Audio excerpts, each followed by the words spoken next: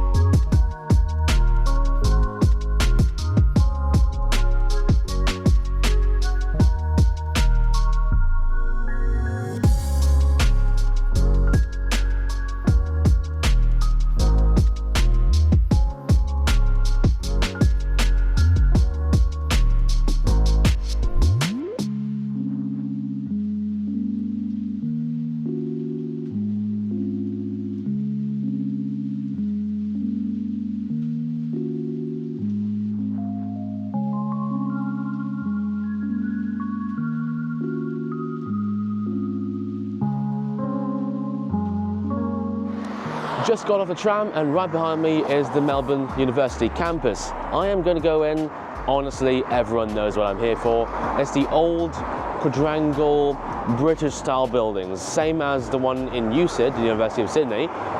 It's beautiful, but it's not exactly that special. However, it's suitable for an outfit that I want to shoot for, and it's difficult to find a place to shoot, those kind of dresses, outfits. And so I brought it along specifically just for this place. I hope to find something else in there, not just a quadrangle building. Maybe I can get in a photo, but honestly, I don't think so. All right, without further ado, let's go in.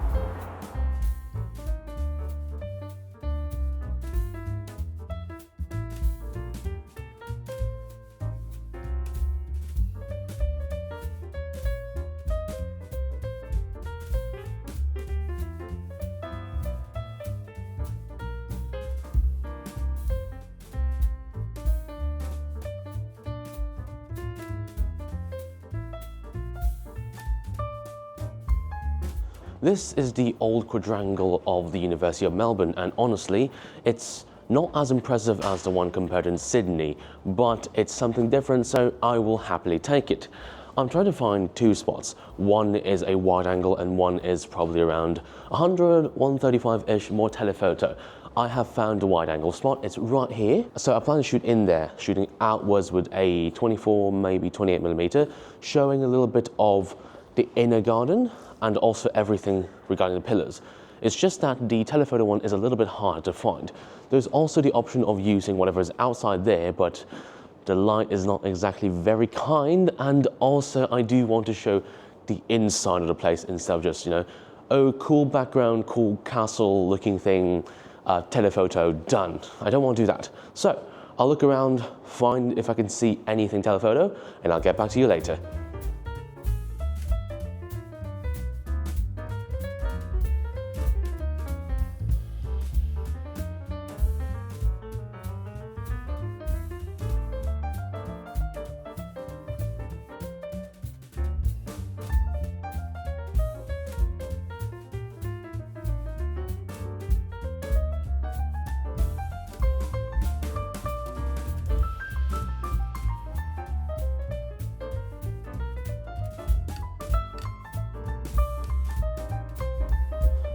All right, here we have the first shot of the day. This is really easy. It's just that finding the right angle and giving that micro adjustments is a bit tedious. Plus, it is a popular tourist spot, so there's a lot of people here. Thankfully, it's not during semester, so less students around. I'm already having it easy. Anyway, let's take a look at what I'm using. 15-35 at 28mm, f2.8 for maximum bokeh. Horizontal composition, everything's inverted with 3 lights balancing everything out. One light's over there, one light's over here, and one light on top of the camera. Now, one special thing about this one is that the light outside, despite being really, really soft, is actually pretty harsh when you compare it to inside lights. So I'm gonna stand there and try and block off some of the light and let these 3 lights do the heavy lifting. Hopefully it looks all right. If not, I do have some stacking shots mixed in between, so I can edit everything out if I really need to. Anyway, enough rambling, let's take a look at the shot. I have no idea how it looks, so editing me, please add some thoughts down below or add some thoughts in between. And I think I am going to move maybe 20 meters indoors, like over there, and get the shot right there.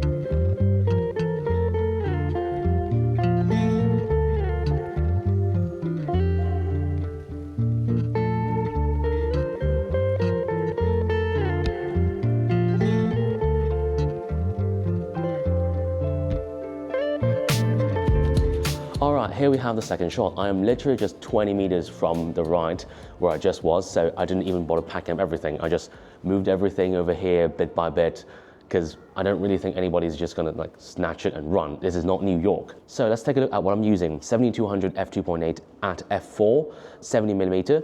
For a bit more control of the background, I want a little bit more bokeh at the same time, not too much. So I think this is a good balance. Vertical composition, a bit more emphasis on the subject, and I also want to see the ceiling because it's a special one.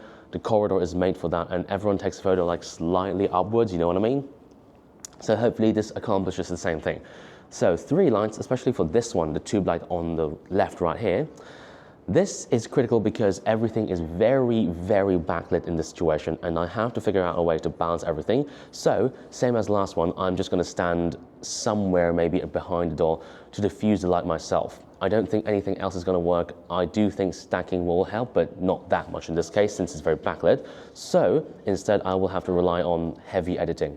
Thankfully, R5 supports that. 2 more lights on top, one on top of the camera, because this one, despite how bright you think it is, it's actually kind of dark in this situation, so it works despite a longer distance. One more light on the side, hopefully this works, everything is more balanced, it's just that the eyes, they reflect light a little bit weird, so hopefully it doesn't look too bad in post. All right, let's take a look at the shot. Definition of good enough, probably. Editing me, add some thoughts down below, I don't know how it's gonna look. So I might change out this thing because there is a bonus shot right outside here. It's just that it's a little bit further away, so I have to consider either packing up everything and moving there instead, because I really don't want to just move like 20 meters over there and just, you know, basically have to pack up everything. All right, so let's move. Cool, I'm done with the quadrangle place, and honestly, it's been pretty great here. However, I am on a very tight schedule, so I have to move on. There is a place outside here, I just mentioned that, and I likely will be checking that out. However, I'm gonna pack up, you know, all of this behind me, probably, and move that little by little, or just pack up everything. But I do need to change out of clothes, so it will be a slightly tedious process, but I do have that in mind. Anyway, I'm probably gonna see you outside, or maybe after this or something. I don't know. I have to go there and then to a old prison and then revisiting the state library, see if I can get anything. All right, I'll see you in the setup.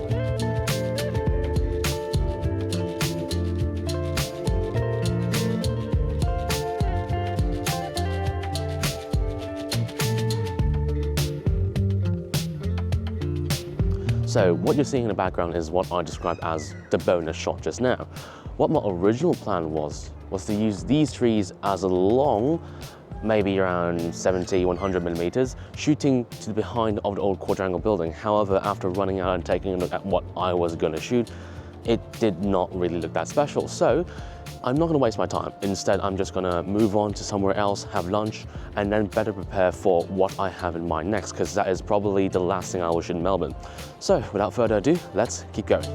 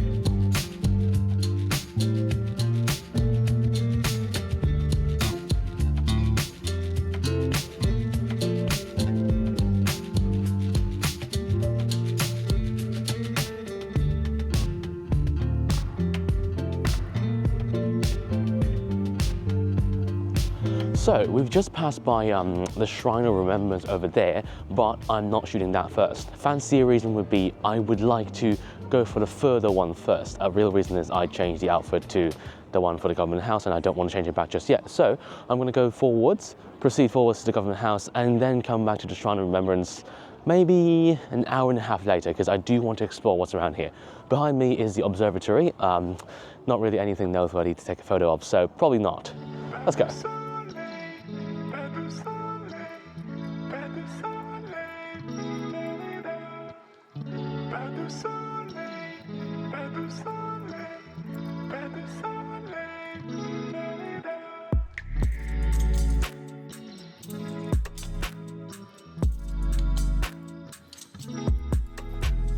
So, as expected, well, something goes wrong.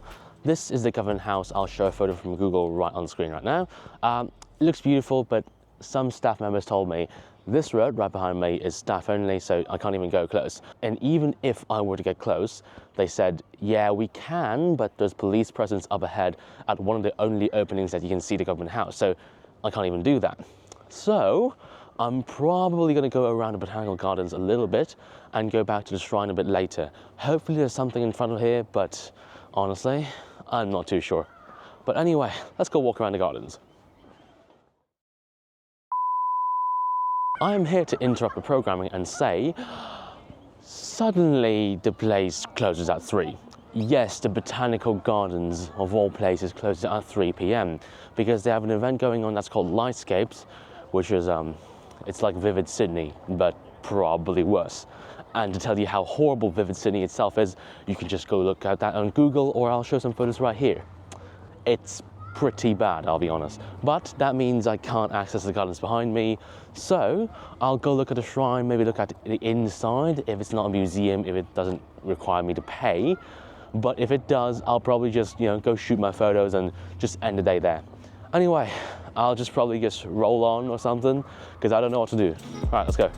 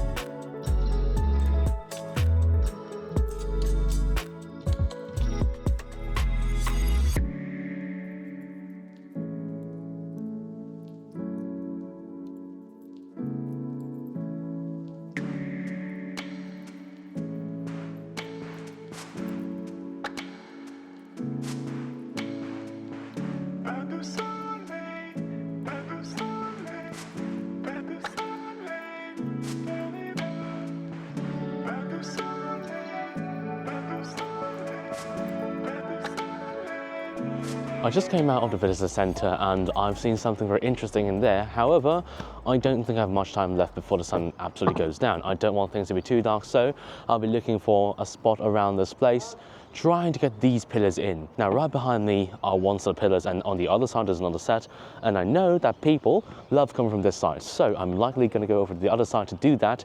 Less people, I think it's the same thing, but I'm going to make sure first. So let's walk around the place and see what's available.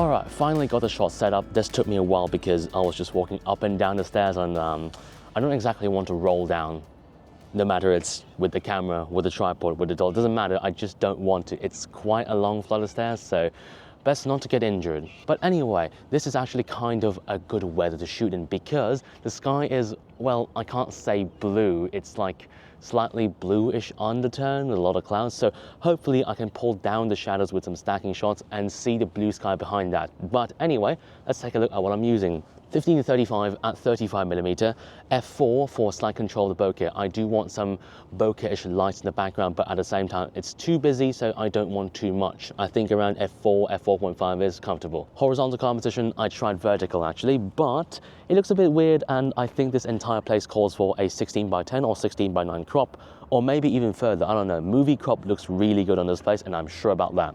With 3 lights this time, one on top of the camera, one slightly above on this ledge. Thank God for it, because I can actually have balanced lighting with this thing on top shining down, and one right behind the door because it's a black and white outfit and I need a little bit of outline on the legs and maybe on the wand itself. Speaking of the wand, it's really heavy, and thankfully the joints on the upper body are holding up. Unlike the lower body though, and I think I spoke about this in the previous videos already, it unscrewed once, it came loose the other time, and today I think it's coming loose again, so I might have to tamper with it when I get back home. Anyway, enough rambling, let's take a look at the final shot for Melbourne. Hopefully this looks good enough. Honestly, I have no idea how it looks like. It looks okay on the back of the camera screen, so editing me, please put in any notes you have or any thoughts for this photo. Thank you very much. But anyway, I think it's about time for me to pack up and get out. Well, that was the very last shot for Melbourne, and I think it's a perfect conclusion to what I've been doing for the past few days. For me, it's been a few days. For you, it's probably been almost close to a month, because I upload on a weekly schedule and I can't just edit these things on a jiffy. So enjoy it as you will. Anyway, a quick conclusion about Melbourne and my few thoughts about it. Honestly, I feel like this city has a lot less to offer compared to Sydney, and I know Sydney, I complain about it a lot, but it's still a somewhat good place for photography. It's just that a lot of places are limited, but I didn't expect Melbourne to be even worse in a lot of ways. City itself is bright at night, but very desolate, very dead, and in the mornings it's very dark because this place is just so down south. Everything is just not awake. The markets I went to this morning, it was already 9 and nothing was open. Well, not nothing. Most of the things were not open, and I was really surprised because it's a market. You're supposed to be open at like 7. And most things are pretty expensive, more expensive than Sydney for some reason. I don't know why. Eating here feels like a lot more expensive than it should be. But for photography, it's all right, I'd say. It's not that good. A lot of places are very limited and a lot of places are under maintenance, but I don't know if I should chalk it up to my own bad luck or just the whole city going under renovations in this entire period. For what I know, COVID has basically stopped the whole city for 2 years, and it's been 2 years since they basically opened back up, but everything still feels like it's in a time capsule. Nothing has really changed.